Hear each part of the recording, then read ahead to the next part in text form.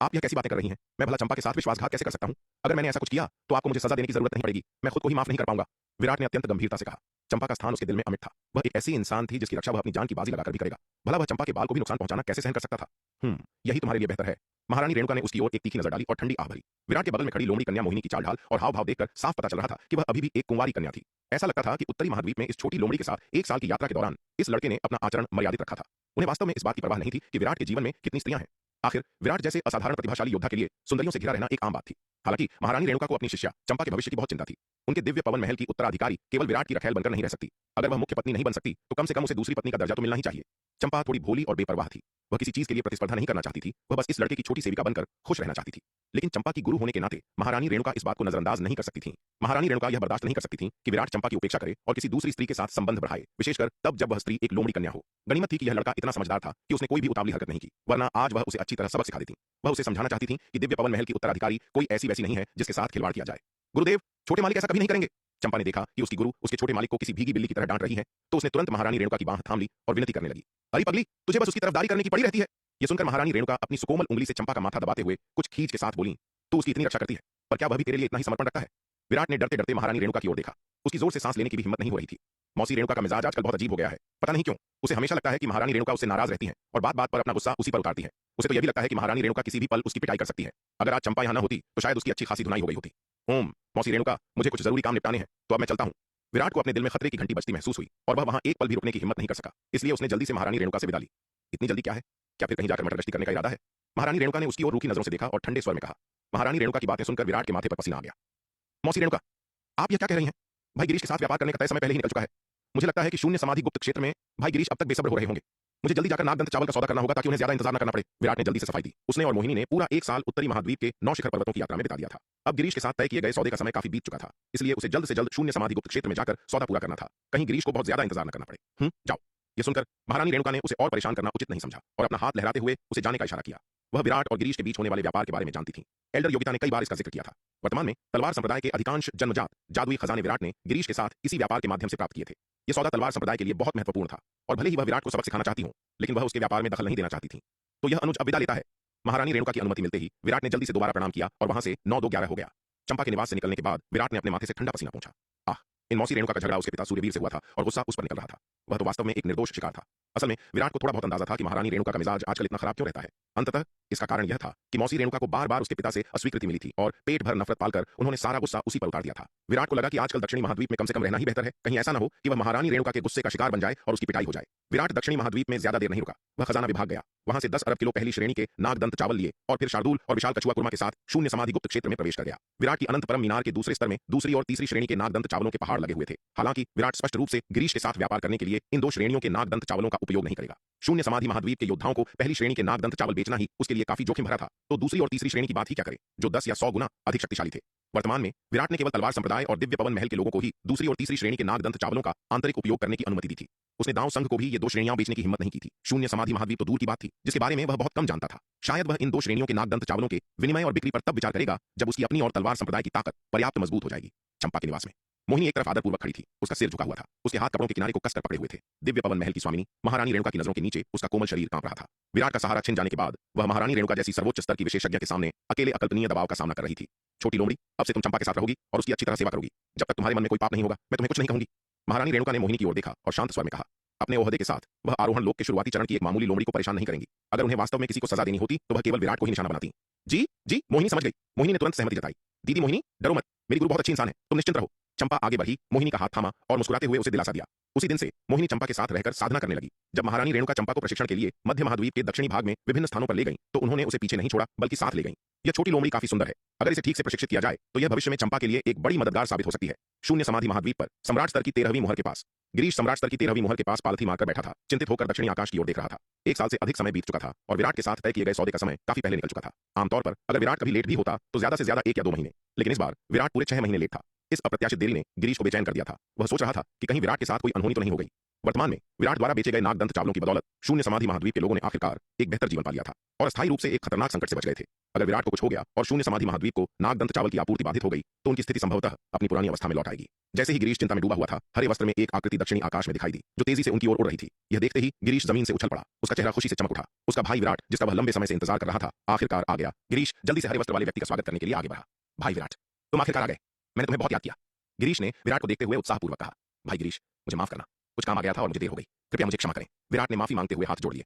कोई बात नहीं, कोई बात नहीं, मुझे खुशी है कि भाई विराट आए। गिरीश ने बार बार हाथ हिलाते हुए कहा। उसकी विराट को देर से आने के लिए दोष देने की हिम्मत नहीं थी। जब तक विराट उसे नागदंत चावल बेचने को तैयार था, वह कृतज्ञ था, भले ही इसका मतलब लंबा इंतजार करना हो। औपचारिकताएं बदलने के बाद विराट ने हमेशा की तरह गिरीश को 10 अरब किलो नागदंत चावल बेचे, जबकि गिरीश ने 30 से अधिक जन्मजात जादुई खजाने और हजारों 9वीं श्रेणी के जादुई खजाने विराट को सौंप दिए। इस बार गिरीश ने विराट को शून्य समाधि महाद्वीप का एक अद्यतन नक्शा भी दिया। विराट ने नक्शा खोला और देखा तो पाया कि इस बार हल की गई सम्राट स्तर और एकलव्य स्तर की मोहरों की संख्या में ज्यादा वृद्धि नहीं हुई थी। भाई गिरीश, ऐसा लगता है कि पिछले 1 साल में आपके शून्य समाधि महाद्वीप ने बहुत अधिक सम्राट स्तर और एकलव्य स्तर की मोहरों को हल नहीं किया है। विराट उत्सुकता से पूछे बिना नहीं रह सका। तार्किक रूप से उसने पिछले कुछ वर्षों में हर साल शून्य समाधि महाद्वीप को लगभग 10 अरब किलो नागदंत चावल बेचे थे। नागदंत चावल की इतनी विशाल आपूर्ति के साथ शून्य समाधि महाद्वीप के योद्धाओं को काफी हद तक ठीक हो जाना चाहिए था, तो पिछले 1 साल में हल की गई मोहरों की संख्या में ज्यादा वृद्धि क्यों नहीं हुई? भाई विराट, बात यह है कि विराट का प्रश्न सुनकर गिरीश ने कुछ नहीं छिपाया और विराट को शून्य समाधि महाद्वीप के सभी पक्षों के योद्धाओं के दिलों और दिमागों में आए बदलावों के बारे में समझाया। गिरीश का स्पष्टीकरण सुनने के बाद विराट को आखिरकार समझ आ गया। जैसे जैसे हड्डी दानव वंश का खतरा धीरे धीरे खत्म हो रहा था, शून्य समाधि महाद्वीप के योद्धाओं के मन में स्वार्थ जागने लगा था। अब वे सील किए गए हड्डी दानव वंश को खत्म करना अपना प्राथमिक कार्य नहीं मानते थे।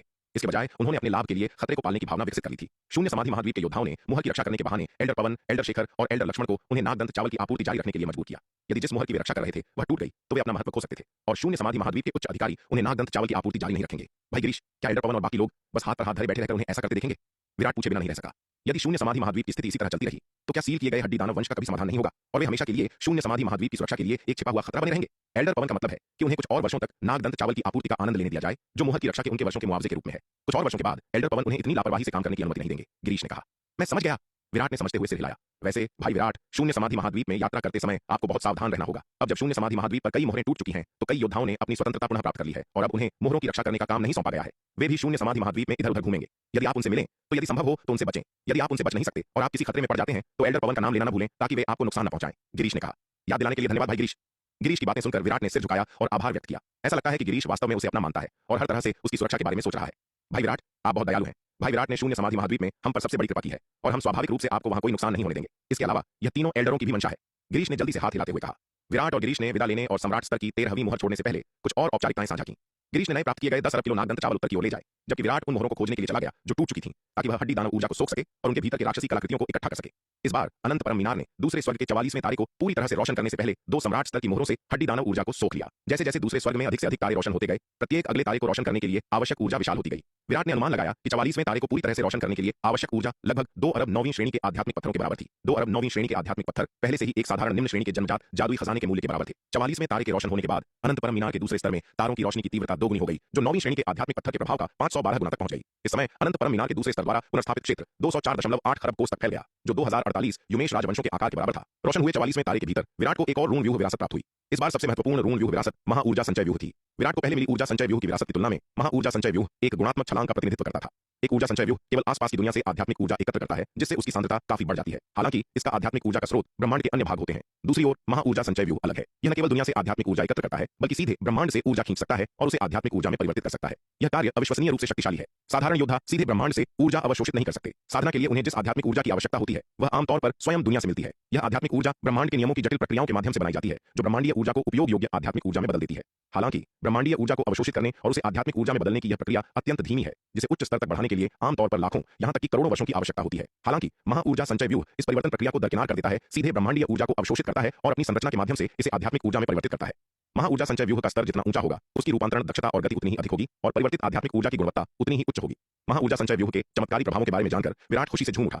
इस व्यूह के साथ वह तलवार संप्रदाय के क्षेत्र की आध्यात्मिक ऊर्जा को कई स्तरों तक बढ़ा सकता था। इसके अलावा एक बार जब वह व्यूह को पूरी तरह से समझ लेता और उसमें महारत हासिल कर लेता तो वह पूरे शक्ति सिंधु महाद्वीप की आध्यात्मिक ऊर्जा सांद्रता को भी बढ़ा सकता था। आध्यात्मिक ऊर्जा की सांद्रता जितनी अधिक होगी, तलवार संप्रदाय द्वारा उगाए गए नागदंत चावल और विभिन्न आध्यात्मिक जड़ी बूटियां उतनी ही तेजी से बढ़ेंगी और उनकी गुणवत्ता उतनी ही उच्च होगी।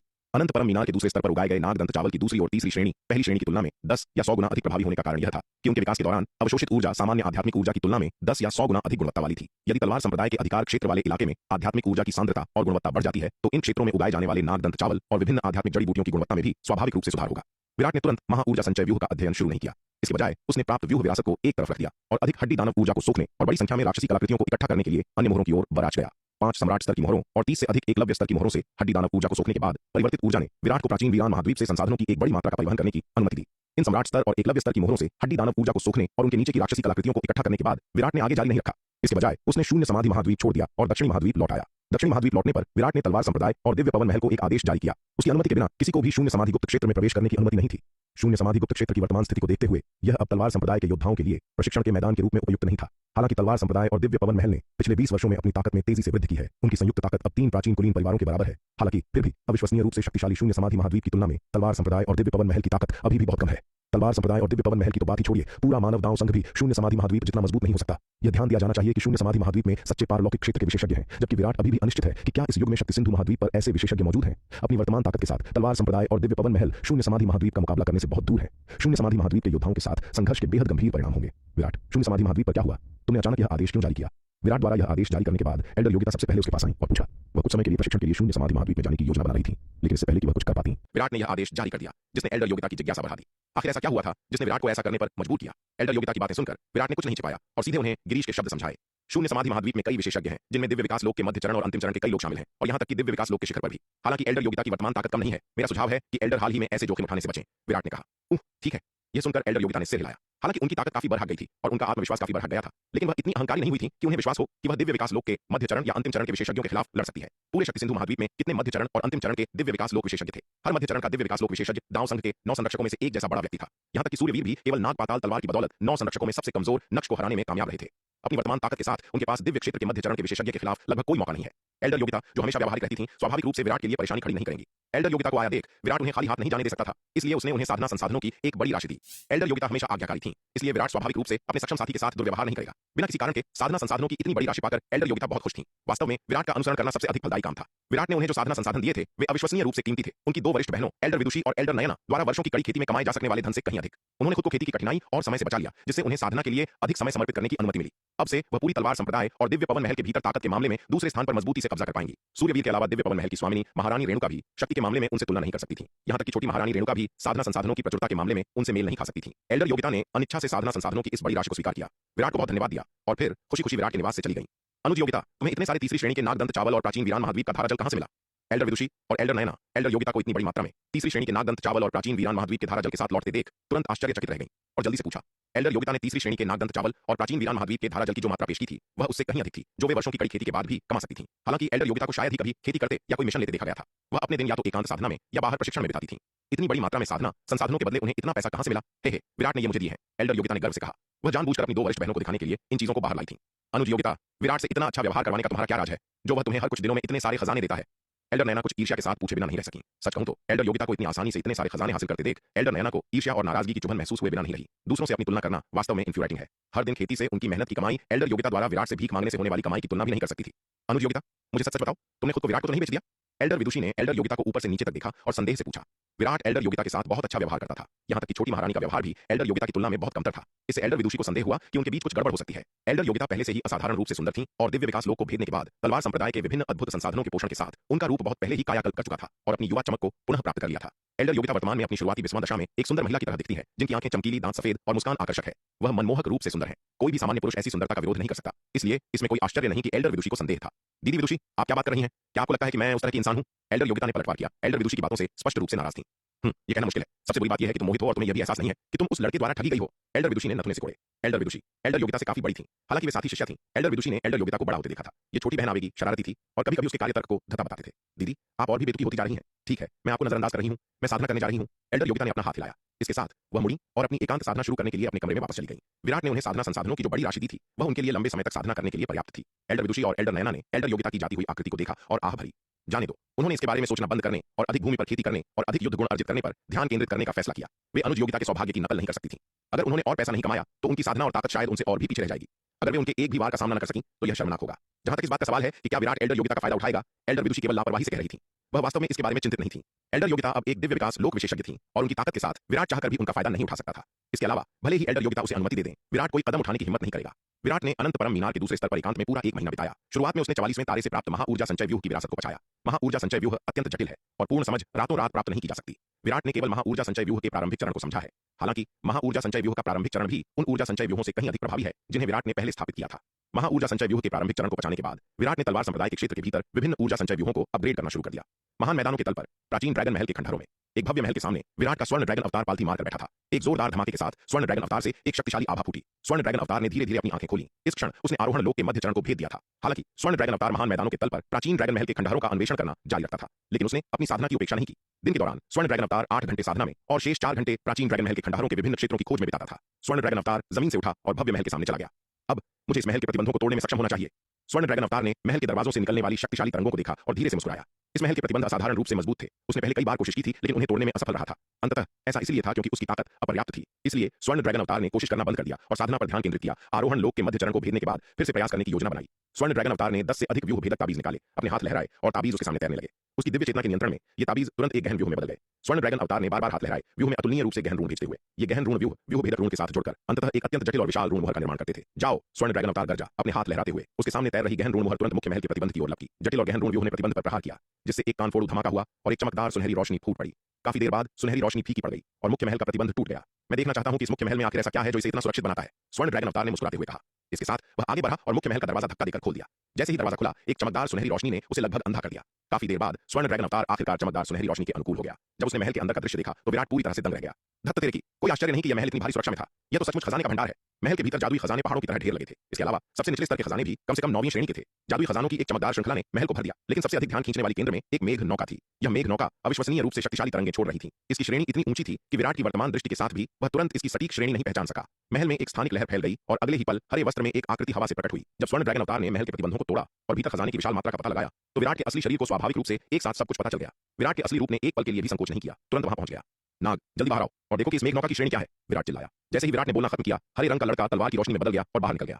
यूं हो विराट, तुम फिर से किस्मत वाले निकले। तुमने वास्तव में एक मेघ नौका ढूंढ ली जिसकी श्रेणी जन्मजात उच्च श्रेणी है। अनंत परम मीनार के दूसरे स्तर से उभरने के बाद हरे रंग के लड़के की आंखें चमक उठी। नाग, तुम्हारा मतलब है इस मेघ नौका की श्रेणी जन्मजात उच्च श्रेणी तक पहुंच गई है? हरे रंग के लड़के की बातें सुनकर विराट बहुत खुश हुआ और बार-बार पूछा। वास्तव में गुणवत्ता के मामले में यह मेघ नौका उस उच्च श्रेणी के जन्मजात युद्ध हथियार से भी श्रेष्ठ है जो तुमने शून्य समाधि महाद्वीप पर प्राप्त किया था। नीले वस्त्र वाले लड़के ने सिर हिलाया और कहा, हालांकि अभी ज्यादा खुश मत हो। ऐसी उच्च श्रेणी की मेघ नौका भी आध्यात्मिक पत्थरों की एक बड़ी उपभोक्ता है। विचार करो कि क्या तुम इसे वहन कर सकते हो। केवल एक उच्च श्रेणी के जन्मजात युद्ध हथियार का समर्थन करना तुम्हारे तलवार संप्रदाय के लिए एक संघर्ष होगा। इस तरह की उच्च श्रेणी की जन्मजात मेघ नौका की तो बात ही छोड़ दो। इसलिए मेरे पास तुम्हारे लिए एक सुझाव है। क्या सुझाव? विराट ने उत्सुकता से पूछा। नीले वस्त्र वाले लड़के ने जो अभी कहा था वह वास्तव में सच था। इस तरह के आध्यात्मिक पत्थर वाले जादुई खजाने आश्चर्यजनक दर से आध्यात्मिक पत्थरों का उपभोग करते हैं। बस उस उच्च श्रेणी के जन्मजात युद्ध हथियार की तरह एक भी पूर्ण शक्ति हमला पूरे 10 अरब 9वीं श्रेणी के आध्यात्मिक पत्थरों का उपभोग करेगा। 2 शॉट फायर करना एक साधारण निम्न श्रेणी के जन्मजात जादुई खजाने की संपत्ति का उपभोग करने के बराबर होगा। ऐसे खजाने वास्तव में अविश्वसनीय रूप से शक्तिशाली हैं, लेकिन उन्हें बनाए रखना कोई आसान काम नहीं है। यह आसान है, बस मुझे इसे खाने दो और तुम्हें इतनी चिंता नहीं होगी। नीले वस्त्र वाले लड़के ने शांति से कहा। जैसे ही वह बोला, उसकी आंखें चमक उठीं जब उसने उच्च श्रेणी की जन्मजात मेघ नौका को देखा। प्राचीन महाद्वीप से धारा जल की एक बड़ी मात्रा का सेवन करने और अनंत परम मीनार के दूसरे स्तर से महत्वपूर्ण मात्रा में तारों की रोशनी को सोखने के बाद वह पहले ही अपेक्षाकृत उच्च स्तर पर ठीक हो चुका था। यदि वह इस उच्च श्रेणी की जन्मजात मेघ नौका को खा सके तो वह लगभग निश्चित रूप से शीर्ष श्रेणी के जन्मजात स्तर तक ठीक हो सकता है। अरे बुद्धू हमेशा इन भयानक विचारों के साथ आता है। नीले वस्त्र वाले लड़के की बातें सुनकर विराट का चेहरा काला पड़ गया और वह लड़के के सिर पर थप्पड़ मारे बिना नहीं रह सका। कोसते हुए, मैं तुम्हें चेतावनी दे रहा हूं, मेरे खजानों पर टेढ़ी नजर डालने की हिम्मत मत करना। अगर तुमने मेरे खजानों को छूने की हिम्मत की तो मैं तुम्हें पछताने पर मजबूर कर दूंगा। विराट ने नीले वस्त्र वाले लड़के को नजरअंदाज कर दिया और महल में खजाने इकट्ठा करना शुरू कर दिया। इस महल में उच्च श्रेणी की जन्मजात मेघ नौका के अलावा 20,000 से अधिक 9वीं श्रेणी के जादुई खजाने, 100 निम्न श्रेणी के जन्मजात जादुई खजाने और 7 मध्य श्रेणी के जन्मजात जादुई खजाने थे। इसके अलावा विराट देख सकता था कि इस खजाने में कई खजाने पहले ही उपयोग किए जा चुके थे और केवल एक छोटा सा हिस्सा बचा था। आखिरकार अनगिनत साल पहले इस प्राचीन ड्रैगन महल में एक महान युद्ध छिड़ गया था और अधिकांश जादुई खजाने स्वाभाविक रूप से उस युद्ध में उपयोग किए गए थे, जिससे केवल बहुत छोटा अंश बचा था। मुख्य महल से सभी खजाने इकट्ठा करने के बाद विराट और उसका स्वर्ण ड्रैगन अवतार प्राचीन ड्रैगन महल के विशाल खंडहरों के आसपास गए। इस बार स्वर्ण ड्रैगन अवतार ने विशाल राक्षसी अवशेषों के पास जाने की कोशिश की जो लाखों फीट लंबे थे। आरोहण लोक के मध्य चरण को भेदने के बाद इस बार स्वर्ण ड्रैगन अवतार पहले की तुलना में 2 गुना करीब पहुंच गया। राक्षसी अवशेषों के 2 लाख मील के भीतर पहुंच गया। हालांकि अपनी वर्तमान ताकत के साथ स्वर्ण ड्रैगन अवतार केवल इतना ही आगे जा सकता था। वह राक्षसी अवशेषों के पास आधा कदम भी आगे नहीं बढ़ सका। यह देखकर विराट ने विशाल कछुए कुर्मा को भी कोशिश करने के लिए भेजा। विशाल कछुआ स्वर्ण ड्रैगन अवतार की तुलना में बहुत मजबूत था और राक्षसी अवशेषों के करीब जाने में सक्षम था, लेकिन विशाल कछुए की ताकत के साथ भी वह अभी भी राक्षसी अवशेषों के पूरी तरह करीब नहीं आ सका। इससे पता चला कि जीवन में राक्षस की ताकत कितनी भयानक रही होगी। मृत्यु में भी उसमें अभी भी ऐसा भयानक दबाव था। यह देखकर विराट ने कोशिश जारी नहीं रखी। उसने विशाल कछुए और हरे वस्त्र वाले लड़के के साथ प्राचीन ड्रैगन महल के खंडहर छोड़ दिए। चूंकि राक्षसी अवशेष भागेंगे नहीं, इसलिए वह बाद में फिर से कोशिश कर सकता था जब वह मजबूत होगा। इस बीच उसका स्वर्ण ड्रैगन अवतार प्राचीन ड्रैगन महल के खंडहरों की खोज जारी रखता था। हालांकि वह कई वर्षों से खोज कर रहा था। उसने खंडहरों के केवल 3/5वें हिस्से का ही पता लगाया था, जिससे 2/5वां हिस्सा अज्ञात रह गया था। शेष 2/5वें हिस्से का पता लगाना कठिन होता जा रहा था। ये क्षेत्र भारी किलेबंदी वाले थे, जिसके लिए उसे हर कदम पर कई प्रतिबंधों को तोड़ने की आवश्यकता थी। इसके अलावा इन संरचनाओं और प्रतिबंधों का स्तर बढ़ रहा था, जिससे उन्हें तोड़ने के लिए विराट के स्वर्ण ड्रैगन अवतार से अधिक समय और प्रयास की मांग हो रही थी। बेशक क्षेत्र जितना कठिन होगा, टूटने के बाद पुरस्कार उतना ही बड़ा होगा। जैसे जैसे उसका स्वर्ण ड्रैगन अवतार प्राचीन ड्रैगन महल के खंडहरों का अधिक पता लगाता गया, विराट को तेजी से महसूस हुआ कि शक्ति सिंधु महाद्वीप उससे कहीं अधिक जटिल था जितना उसने शुरू में माना था। विराट के असली रूप ने दाव संघ मुख्यालय में काफी समय बिताया था और उसे पता चला था कि शक्ति सिंधु महाद्वीप में कई रहस्यमय स्थान थे जिन्हें अभी तक कोई भी पूरी तरह से नहीं खोज पाया था। इनमें से कुछ खतरनाक और जोखिम भरे स्थान इतने खतरनाक थे कि दिव्य विकास लोक के विशेषज्ञ भी कभी वापस नहीं आए। इसके अलावा दाव संघ के पास वास्तव में परिवर्तन लोक स्तर की खेती तकनीकें और मार्शल आर्ट्स हैं, जिसका अर्थ है कि प्राचीन काल में शक्ति सिंधु महाद्वीप अब की तुलना में काफी मजबूत था। हालांकि विराट अभी भी इस सच्चाई को नहीं समझ पा रहा है कि किस तरह की उथल-पुथल के कारण शक्ति सिंधु महाद्वीप की ताकत अचानक इतनी कम हो गई। इन रहस्यों के लिए उसे अपनी ताकत में लगातार सुधार करने और धीरे-धीरे उन्हें उजागर करने की आवश्यकता है। दाव संघ मुख्यालय विरासत मैदान के प्रवेश द्वार पर एक शक्तिशाली आभा और अत्यंत सुंदर उपस्थिति वाली एक महिला धीरे-धीरे बाहर निकली। यह महिला एक दिव्य अप्सरा की तरह सुंदर थी, लेकिन उसका स्वभाव अत्यंत ठंडा था। उसके सफेद वस्त्र बेदाग थे और उसकी गोरी बर्फ जैसी त्वचा ने उसे एक हिमशैल पर बर्फ के कमल या एक दिव्य कन्या जैसा बना दिया था। इस श्वेत वस्त्रधारी महिला के दाव संघ के विरासत मैदान से बाहर आने के बाद एक अविश्वसनीय रूप से रोमांचक खबर तेजी से पूरे दाव संघ में फैल गई। बर्फीली तलवार परी हिमशिखा, जो दाव संघ के 10 दाव पुत्रों में चौथे स्थान पर थी, ने सफलतापूर्वक आरोहण लोक के शिखर को भेद दिया था और दाव संघ के विरासत मैदान से बाहर आ गई थी। इस बर्फीली तलवार परी ने न केवल विरासत की भूमि में आरोहण लोक के शिखर को भेदा, बल्कि वहां एक महान अवसर भी प्राप्त किया। एक प्राचीन दिव्य हथियार की स्वैच्छिक मान्यता को अपने स्वामी के रूप में प्राप्त किया। एकांत से बाहर आने के बाद बर्फीली तलवार परी हिमशिखा तुरंत अग्रिम पंक्ति में पहुंच गई और अकेले ही दानव वंश की 1 लाख मजबूत कुलीन सेना को नष्ट कर दिया। इसके अलावा इस युद्ध में बर्फीली तलवार परी हिमशिखा ने दानव वंश के 10 दानव राजकुमारों में से एक असुर शमशेर को भी मार डाला, जो 957वें स्थान पर था। इस महान युद्ध के बाद बर्फीली तलवार परी रातों रात प्रसिद्ध हो गई। उसकी ख्याति पूरे शक्ति सिंधु महाद्वीप में गूंज उठी। असुर शमशेर की मृत्यु के बाद दिव्य योद्धा सूची पर उसका स्थान बर्फीली तलवार परी हिमशिखा ने ले लिया। दाव संघ मुख्यालय एक मंडप में रणविजय, एल्डर दामोदर और एल्डर यशपाल एक दूसरे के सामने बैठे थे।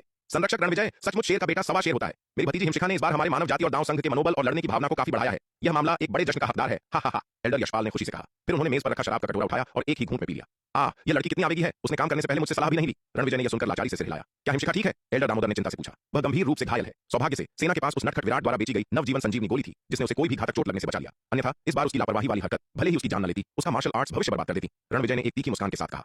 हालांकि हिमशिखा ने इस युद्ध में बड़ी सफलता हासिल की, लेकिन वह खुद भी गंभीर रूप से घायल हो गई थी। अगर उस प्राचीन दिव्य हथियार की शक्ति न होती तो असुर शमशेर के साथ उसकी लड़ाई संभवतः आपसी विनाश में समाप्त होती। आखिरकार असुर शमशेर 10 दानव राजकुमारों में से एक था, अविश्वसनीय रूप से शक्तिशाली, और मारना इतना आसान नहीं था। रणविजय को समझ नहीं आ रहा था कि वह अपनी बेटी के बारे में क्या कहे। दाव संघ के एक उच्च रैंकिंग सदस्य के रूप में वह स्वाभाविक रूप से बहुत खुश थे और हिमशिखा के कार्यों की सराहना करते थे, लेकिन एक पिता के रूप में हिमशिखा के कार्यों ने उन्हें बहुत चिंतित भी किया। यह अच्छा है कि वह ठीक है। अब से बूढ़े रणविजय, तुम्हें हिमशिखा पर कड़ी नजर रखनी होगी और उसे दाव संघ मुख्यालय में शांति से ठीक होने देना होगा। उसे फिर से अग्रिम पंक्ति में न जाने दें। भले ही हमें राक्षसों को मारने की जरूरत है, कोई जल्दी नहीं है। उसे पहले अपने घाव भरने दें। अब बूढ़े दिवाकर ने तलवार संप्रदाय से जो आपूर्ति खरीदी है, उसके साथ सेना की स्थिति में काफी सुधार हुआ है। अभी इतनी बेताबी से लड़ने का समय नहीं है। एल्डर यशपाल ने मुस्कुराते हुए कहा। तुम जानते हो कि हिमशिखा कितनी जिद्दी है। हालांकि मैं उसका पिता हूं, वह मेरी नहीं सुन सकती। रणविजय ने सिरदर्द के साथ कहा। वैसे बूढ़े यशपाल, नवजीवन संजीवनी गोली लेने के बाद तुम कैसा महसूस कर रहे हो? क्या तुम्हारी चोट में सुधार हुआ है? रणविजय ने एल्डर यशपाल की ओर देखते हुए पूछा।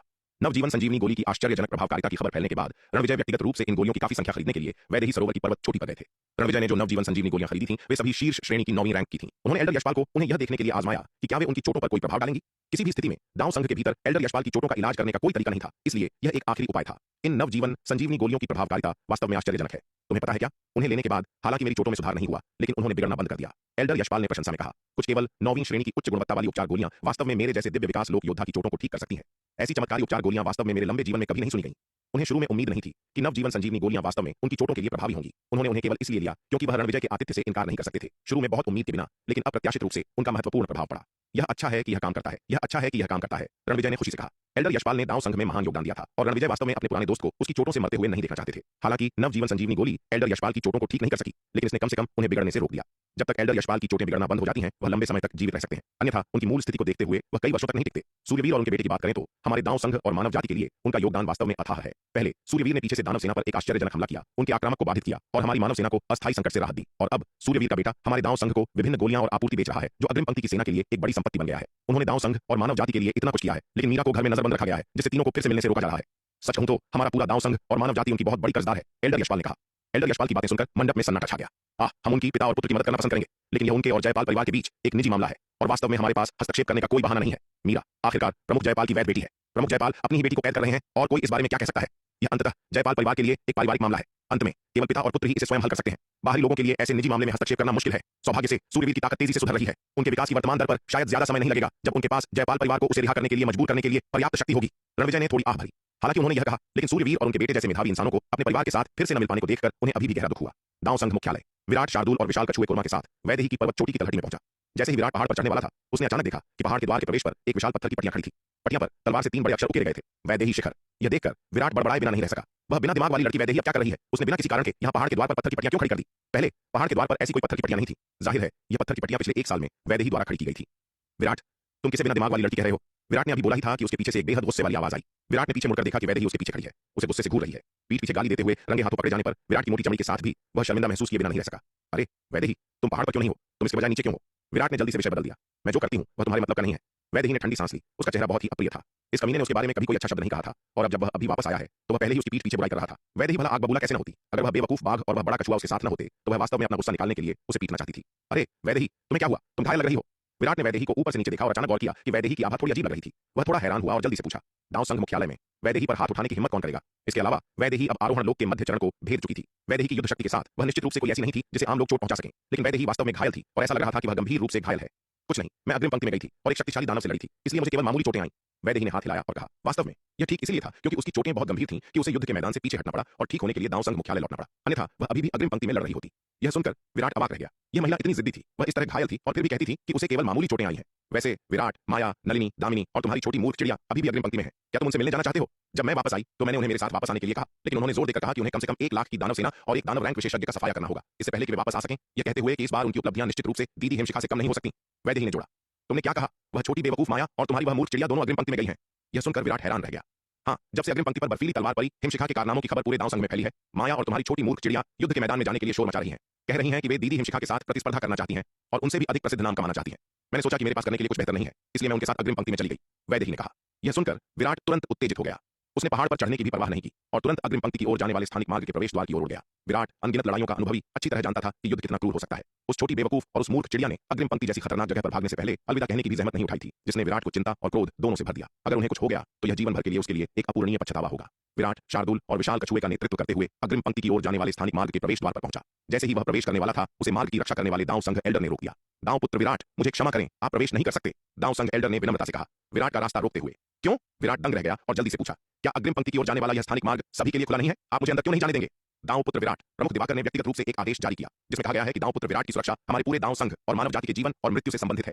दाव पुत्र विराट की ताकत अभी भी कमजोर है और अग्रिम पंक्ति खतरनाक है। दाव पुत्र विराट किसी भी दुर्घटना से बचने के लिए अपनी जान जोखिम में नहीं डाल सकते, इसलिए प्रमुख दिवाकर ने हमें आदेश दिया कि दाव पुत्र विराट को अग्रिम पंक्ति में जाने की अनुमति न दें। कृपया हमें क्षमा करें दाव पुत्र विराट, दाव संघ एल्डर ने आदरपूर्वक कहा।